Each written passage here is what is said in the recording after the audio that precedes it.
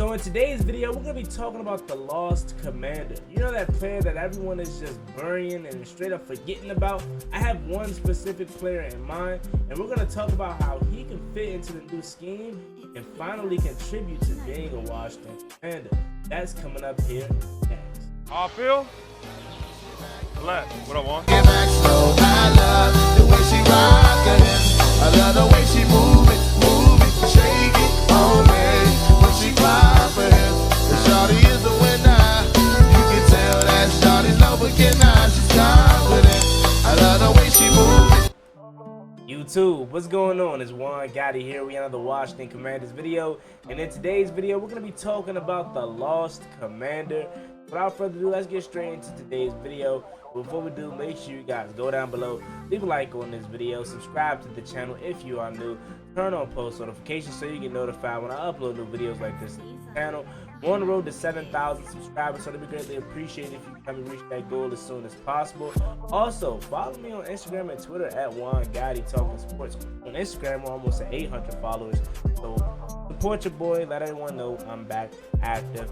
Now let's get straight to today's video. So the Lost Commander, the specific player that I have in mind is wide receiver Dyami Brown. I'ma be a whole 100% with you guys. Since I've been back home and been back on YouTube, I have totally forgot about Dyami Brown, a total existence. That is honestly because obviously I haven't been keeping up, but also because the lack of production that he's had over the last couple of years. So anytime I think about the wide receiver room, it never crosses my mind because I honestly be forgetting that he's here.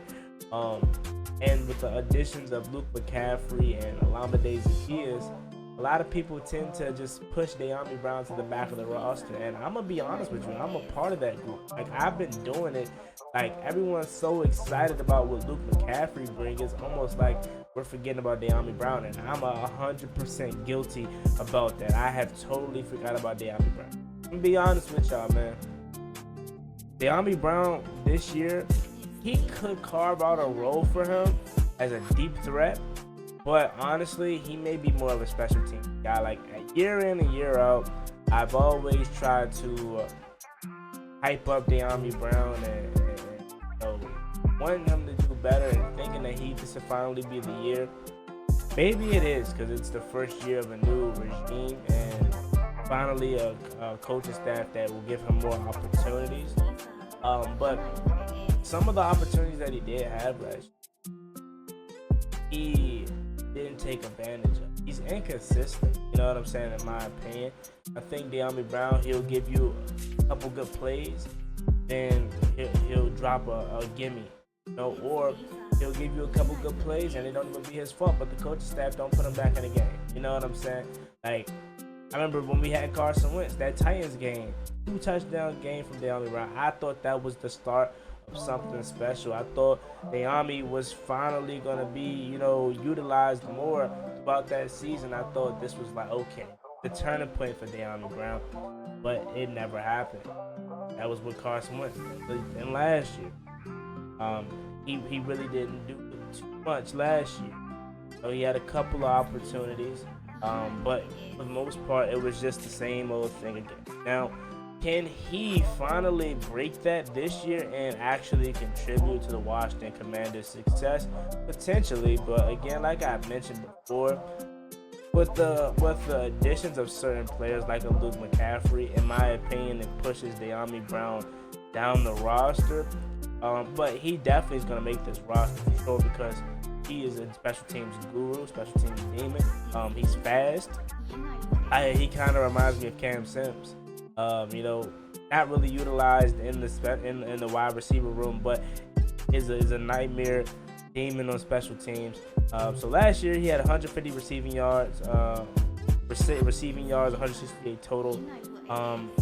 Let's see what else did he have. What did he do last year? I know it wasn't a lot that he did for us last year. So 168 receiving yards and 1 touchdown last year, 12 receptions. Absolutely trash. And again, it's not his fault in my opinion. I think it's more so just them not utilizing him. Like, I wish we had an offensive coordinator last year, or offensive coordinator that utilized all their weapons. Like, because you can't sit up here and tell me there weren't opportunities to get Dyami Brown on the field. But granted, again, Terry McLaurin, our best wide receiver, barely got 100. I mean, he barely got 1,000 yards last year. So it shouldn't be no surprise that Dyami Brown struggled last year to get on the field. But that's what I'm saying. Moving forward this year, I would like to say that he can get back. He has more opportunities to, break out this year. But I don't want to hype him up anymore, because every time I do, he doesn't do anything and he doesn't get the opportunities that he deserves. So maybe if I take a different approach this offseason, they finally utilize it. Because again, like I said, I think he has something that Washington is missing, and that's burner speed. We don't really have too many burners on this team anymore. I think Curtis Samuel was out, legit burner down the field. But now I think it would be just Jahan Dotson. I love Terry. Terry obviously is fast, but Terry has straight line speed. I'm talking about, like, post down the seam of the field, just totally taking the top off the defense. Jahan Dotson is probably the only guy that comes to my mind. But Dyami Brown, remember, the reason why he got drafted was because he was a one-trick pony and he was a down-the-field threat. We haven't really seen that besides that Titans game where that actually panned out. And again, I think it's more so opportunities than it is his skill set. Now, again, he has had plays and had opportunities where he did drop some gimmies. The way he works in the offseason, at least from what I see on social media, seems like he puts in a lot of work. So, granted, I'm going to just wipe out last year, honestly. So I'm going to say we haven't seen Dyami Brown's true potential in 2 years. So this is 2 years of untapped potential that we're going to see unleashed this year in Cliff Kingsbury's offense. And we know we're going to need a lot of burners in Cliff Kingsbury's offense. It's going to be interesting to see how Dyami turns up in his final year. Again, this is his final year. Isn't that crazy? It seems like we just drafted him. This is his 4th year.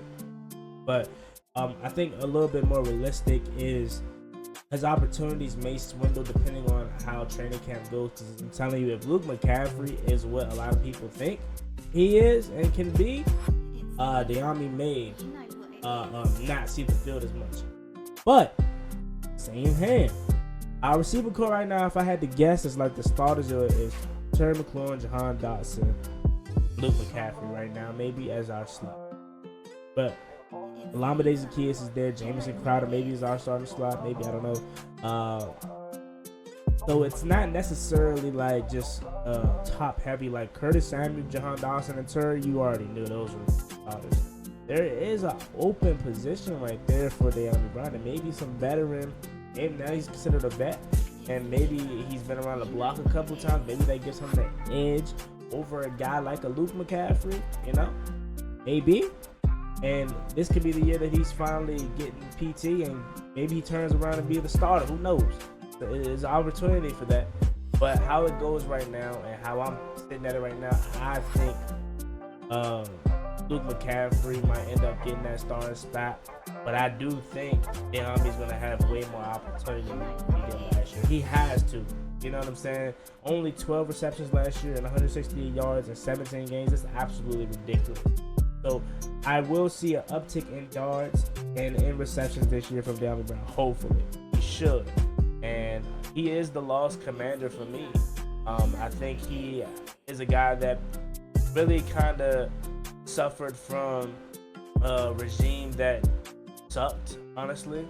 Because why do you draft a guy and don't use him? That I don't know. I will never understand that. You drafted a guy, don't use him at all. That really just boggles the mind of me, for real, to be honest with you. So maybe again, this is the regime where he finally gets his footing down and he finally breaks through. I do think he has some potential. A lot of y'all are reminding me out there about Dyami Brown, to be honest with you, because I know who he is and I've covered him. But I just been away, so I kind of forgot about him anytime I talk about this new receiver. So again, not to keep rambling on, but let me know what y'all think about this video in the comment section. Do you have a lost commander that you want to nominate? In the comment section, leave it down below. Mine is Dyami Brown. I'm pretty sure there's some other ones that you can find out there. As always, it's me and boy Juan Gotti. Like, comment, subscribe. Hail to the Washington Commanders. We're on the road to 7,000 subscribers, so I'd really appreciate it if you come and reach that goal as soon as possible and let the world know man Juan Gotti is back posting on YouTube. And you can also follow me here on social media, links right here, Instagram, Twitter, Juan Gotti Talking Sports. We're almost at 800 followers on Instagram, so help me get those goals. I'll see y'all later. Hey. Never gave up one day. Ballin' like I'm Deshaun, throw the bomb, G. That's IG, my jersey never seen a laundry.